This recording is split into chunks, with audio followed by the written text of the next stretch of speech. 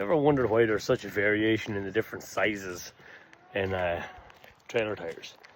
Well, I'm here at PK Trailers today and we're going to answer that question. Little pudgy ones, little donuts, little fat ones, flat and wide, somewhat normal, really tall and skinny ones, and ones that look like they'd be at home off-road in the desert.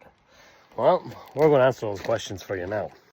You see, depending on the load of the trailer, what the trailer has to carry, you might need 3 axles. And if you need 3 axles, then the load is dispersed more, so you don't need as strong a tire. So these little narrow ones will do just fine.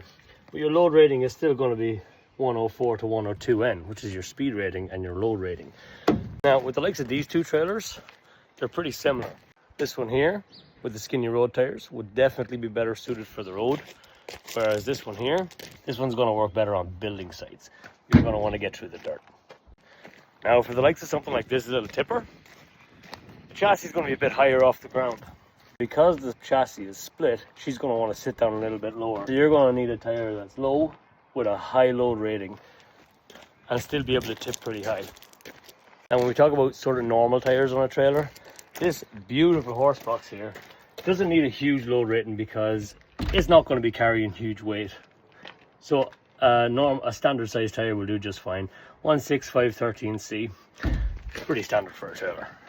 For little run around work, gardening work, moving little bits of things around the yard, these little tires are all you're going to need. This is a little 10-inch tire. With this on your trailer, you're only going to be holding about 1,000 pounds. So you don't need very heavy weights.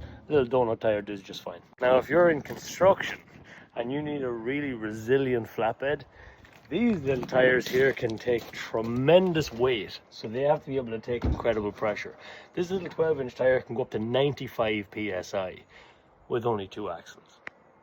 So if that's the case, you're going to need an extremely strong sidewall and a really small flat tire. Because we want a low tire on construction trailers, because we don't want to have to lift. We don't want to have to lift heavy objects too high. We've got to watch our backs. Now, if you're in farming, you're going to be looking at 650/16 on a cattle box. These typically run at about 65 psi and they're pretty tall because, you know, every farmer is going to drive across something at some stage.